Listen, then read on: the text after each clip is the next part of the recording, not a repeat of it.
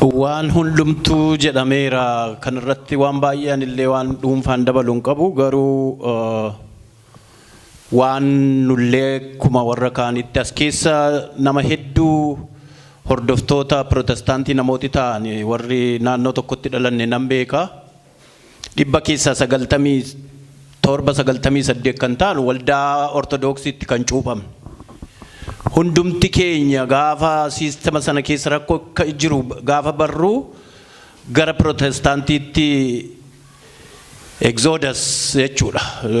itti baqanne maaliif afaan keenya dhageenya afaan keenyaan barsiisuuf itti baqanne jechuudha seenaa keessatti amantiin biyya lafaa keessattuu amantii warri qaroomani amantiin kiristiyaanaa biyyattiin koloneeffachuuf kan isaanii mootummootaan gara Afrikaaf gara Laatiin Ameerikaaf gara Eeshiyaatti bobbaafaman turan keessattuu kaatolikiin Afrikaan yeroo koloneeffatamu Phaaphaasonni waraana eebbisanii qeesota duukaa ergu jechuudha explorers dura dhaqanii qoratu achi boodammoo namoota qaroomsuu namoota kristinaa kaasuu namoota barsiifna jedhanii deemu waraana ajjin akka ittiin cabsanii qabatanii gaafa isaan uummanni keessattuu Afrikaa amma yoo seenaa Naayijeeriyaa Keeniyaa warra Awurooppaadhaan koloneeffatame argitanii amantoonni dhaqan kaatolikii fi warri biroon achuma keessatti hafanii uummata sanatu warra bilisummaa argateet amantii sana dhuunfatee ittiin hojjeta jechuudha kan keenya 1880 keessa yeroo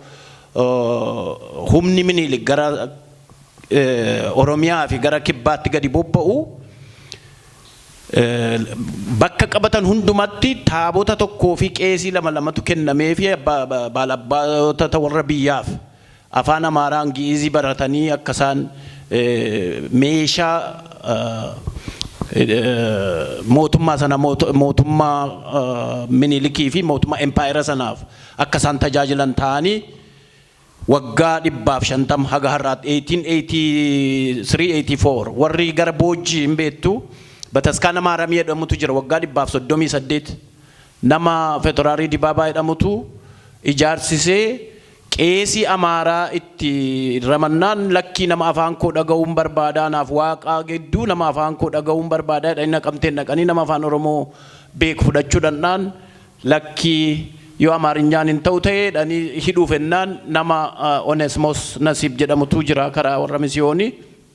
inni afaan Oromoo waan dubbatu waan afaan Oromoon barsiisuuf namni baay'een gara isaatti baqate jechuudha Bataskaanni sun haga har'aa jira kana maaliifan kaasee seenaa Minilik yeroo Oromiyaa qabatu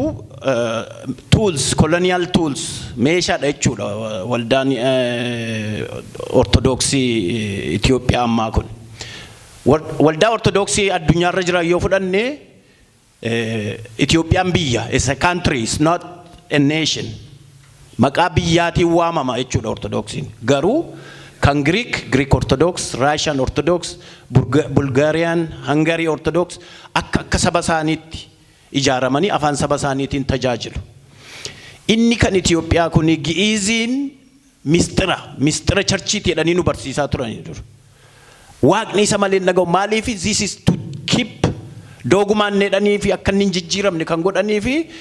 meeshaa ittiin uummata kana akka inni dammaqee isaan bira hin dabarreef irratti hin barreef mootummaa irratti akka inni hin kaaneef yoommoo humni mootummaa irratti ka'u kan jiraate kan eebbisee maal jedhee waraanatti bobbaasu qeesiidha waaqni akkan isin godha waaqni isin balleessaa isin gubaa isin qalaa isin ajjeesaa maal waan jedhuuf addunyaa kanarratti waanumti na dhibe dubbatee ture inni waan garaa koo keessa jiru dubbate namni lafatti owwaalamu nama kadhatu lafasaa lafa akaakileen abaabileensaa irratti du'an horiidhaan deebi'ee bitatee irratti owwaalamu waan Oromiyaa qofan arge namoota achi fincilan illee amma maal nuun jedhu durii yeroo gara misiyoonii kottaa gara maalii jennu eessatti owwaalamnaa nuun jedhu maaliif lafatti owwaalaalleen horiin illee bitattee yoo miseensan ta'in lafuma keessan horiin illee bitattee irratti owwaalamuun dhorkaadha jechuudha maaliif har'a amma silaatii utuu eliitiin Amaaraa eliitiin Ethiopian Orthodox Church utuu nama beekan ta'e decolonize godhanii restorative justice apologize godhanii araara gaafatanii nus lafa dhandhuun qabnu. Asitti as keessa jiraannee as keessatti ijoollee horreessinii wajjin jiraannaa garuu walumaan akka isinis afaan keessaniin bulfadhaa nuunis nuun gatinaa akka seera keessanitti akka aadaa keessatti isinii wajjin jiraannaa jedhanii namni wal lolu hin jiru. Tokko maal jedhaniin damsiraachin tabaxxase jedhani. Oromoon dhiiga dhala namaa dhiisaati dhiiga dhala namaa kutuu miti hidda muka qoran amma muka waddeessa jiranii ilma qotee bulaatanii waddeessa abbaan keenya yoo eeyyame malee damee ishee tokkorraa murru. Maaliifi yookiin muka qottootaa yookiin kolleetaa yookiin waa garagaraa ta'a gaafannoo ta'u yoo inni karaa cufe copha minaanitti cophee maal jedhe malee lafa kaatee hidda mukaallee hin qortu dhiiga namaa miti nuti dhiiga namaa miti eenyu irratti duuluuf miti mirga United Nations keessa jiru mirga addunyaa seera addunyaa hundaa keessa jiru afaan keenyaan tajaajilamnu ijoolleen keenya nu tajaajilanii kan jedhudha.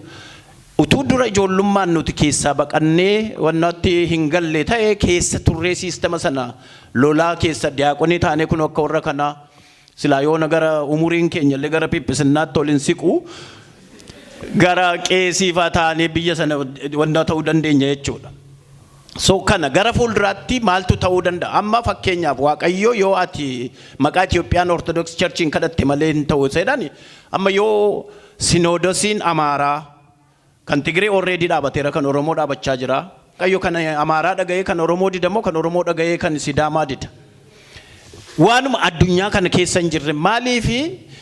11th hour irra geenyerra yeroo hundumaa Oromootatti abdiin himu tokkotu jira. Decolonization process takes time. Nuti warra reefuu barnoonni cilaanchiliin ishee wannoon ishee cararri barnootaa reefuu nu bira geessu dhiisaati. Scotland waggaa 400 qabsaa jiru England wajjin haga har'aa bilisummaa isaanii dhuunfatiin jiru qofaa jiraachuun barbaadu waliinis jiraachuun barbaadu wal danda'u garuu immoo fedhii garagaraa qabanii yaada garagaraa qabanii nurra qaroomoo waan ta'aniif gara lolaan naqanii eeboo walitti hin darbatanii abootteedhaan wal la'uun hin jiru jechuudha isaan bira. Hindiin biyyi Hindii Ingiliziin nama kuma jaatamaan ummata miliyoona 700 bulchaa turte bara kolonii turte gaafa isaan of baranii waa'ee aadaa isaanii amantii isaanii waa hundumaa baranii dammaqanii wanna ta'anii dubbiin kun nutti cimeera yoo asitti nurratti galagalan as keessatti hafuu keenya itti wanna qaban keessaa funaannatanii galan jechuudha warri Ingilizii haga har'aa nagaa waliin jiraatu Ingilizii fi Hindiin nullee itti siqaa jirra ijoollee keenyatti barsiifannee afaan keenya aadaa keenya dhaalchisaa barnoota barataa deemanaan isaanu bor nu kabaju jechuudha isaanu bor deebi'anii wannoo ta'u waan tokko waan ani ijoollee Amaaraas warra wacan bilchina hin qabne warra eliitii isaaniif dhaamuu barbaadu warri keenya yeroo ammaa kan foonni mixii marabbaan jiraannaan foonni mixii duula galchaa jedhani mixiin foon qabaattee miti garuu wannoodhuma metaaforiidha. Afaan Amaaraatti immoo maal jedhanii ፍቅር ካለ የቁንጫ ክንፍ ለአስር ይበቃል jedhani tafkiid qoodhamiti nama tokko iyyuu baattu garuu metaafooriidha wal fakkaata jaalalli jiraannaan abbootiin keenya phaaphaasonni keenya haaraan kun isaaniinis akkomodeetii gochuu danda'u jechuudha wannallee negosheetii gochuu danda'ama galii wanti resourceidha waan irratti wal lolan miti negosheetii godhanii federaalitti akka itti waliin bulla persantii hagasiisnii kenninaa Hirakkatina isinis dheengadda abuna Henook natti fakkaata nam tokko waa'ee Sinodosii Addis Ababaa yeroo Finfinnee naannoo Finfinnee haasa'u hojjetaa nama 35 qabnaa bara wayyaanee lolli wayyaanee kun jiru waggaa lamaan darbe kana ilmaan Tigraay fi ilmaan Oromoo qeesiidha jalqabanii aga gadiitti dubbichi baay'ee nagaamnee fi wannoon ta'ani malee kaan shanii dhadhanii kaan wayyaanee dhadhanii nama 600 mallattoodhaan hojiirra ari'an kuni maaliif still meeshaan waldaan ortodoksii akka meeshaa tools nootti gabrummaatti itti fayyadamaa jechuudha Oromoon achi keessatti sagalee hin qabu dhageettii hin qabu mirga wanna isaanii murtii isaanii mormuun qabu isinitti dhiifama kanarratti wanna ta'e qorannoo dubbisee utuun ta'ini waan dhalootaa qabnee nutiin illee nu quqquuqutu jira jechuudha. Ani akaakayyuun koo daaqonii ture abbaan koo daaqonii ture sanarra darbuu hin dandeenye jarri maaliifi carraatti dhaqanii qinee qanya'uu yookiin duggwaa jedhantu jira wanta leevilii qaba akkuma amantii musliimaa akka quraanaa kan ittiin qinee baratan jechuudha. So sana dhaqanii barachuu hin dandeenye dabtarummaa waan digimtii faa kanatti nama raatessan faa kana dhaqanii barachuu turre ture dandeettii sana ammoo qabanii kanumaaf sanarra isaan ol hin dabarre. Gara fuulduraatti attama ta'uudha. Oromiyaan risoorsii bal'aa qabdi. Dhabanii waan nyaatan dhabanii rakkatu yookiin hin du'uu jarri kun beelaan du'uu enne yaaddofnu garuu instituutioniidha instituutionii Oromiyaan Orthodox Church kana jabeessuu qabna biyya keessattis biyya alaattis. Tokko hangafi keenya sadiisiiti. Fayyisaa Addunyaa isuu taabota makaraa meeqan argatanii luba balaayitu yeroo darbe fidee dhufe kan ittaan immoo qulqulluu waldaa Phexrosii fi Phaawulosii Phexros jechuudha kan tulluu raajotaa kan Minisootaati. Sadaffaan arfaffaan itti fufaa jechuudha nullee biyya alaatti wanta walitti nu fidu sinoodosii isa biyyaa jalatti sinoodosii biyya alaa tokko akka konstituutii kan biraani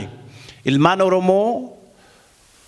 warra biraajji waldaa Ortodoksii biraa keessa jiraniif dhaamsa dhaamuu barbaada. Kan Waaqayyo anaajjin siin dhageenye saba keejjin siin dhageenye Waaqayyo saba biraajjin afaan biraajjinnaa dhagaa'etti achi dhaxxataanaan egaa inni waa'een amantii gaaffii keessa gala kanaaf deebii amana keessanitti manni keessan banaadhaa manni keessan bal'aadhaa manni keessan isin simatti harka balliftee jedheeni dhaamaa fi itti dabalee immoo abboota keenya girmaan dubbateera abbaa araarsaa jennaan maqaa abunummaa isaanii yookiin kan phaaphaasummaa isaanii naan qabamtu maqaa sadii afurtu wal na jala waan na'uufan abbaa araarsaas dhufaniiti yeroo biyya kanatti shoomamanii dhufan reefu dhufan of taa'aa jedhani. Bakka jirtan jira amantii barbaadan keessa taa'aati of taa'aa gaafa of taatanii namni eenyummaa keessan baraanuun jedhanii deemani ergasiiti maal akka isaan ta'an barreechuudha. Namni kun achi keessaas nama qabnaa jechuudha jalqabne amma waldaa tulluu raajotaa kana nama meeqan keessantu beeka banamee downtown Minneapolis area keessatti waldaa guddaa mana guddaa bitatanii wanna galma qabu bitatanii akka isaan sanbata achitti waaqeffatan meeqan keessantu beeka. Dhugaa dubbachuuf nama murtaa'atu beeka kanayyuu waamicha meeqan dhageessanii dhuftan malee waldaa guddaatu jira jechuudha. Waldaan Ortodoksii Oromoodha as Minisootaa keessa biildingii bitatanii biildingii guddaa bitatanii jaarsolii qabu akkaataa isaan itti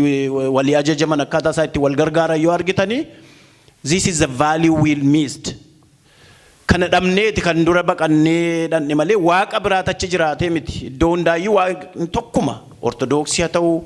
Islaama haa ta'u Kiristiyaana haa ta'u waaqeffataa haa ta'u Hindii waaqni tokkuma kan biyya lafaa kana uume namni waaqatti amanuuf. So kanaaf kan yeroo operationin nutti baay'atu irraa baqanna malee yoo wal danda'uun jiraate yoo wal dhaga'uun jiraate hundumtu walii waaqeffataa jechuudha. Isinitti dheeressi galatooma.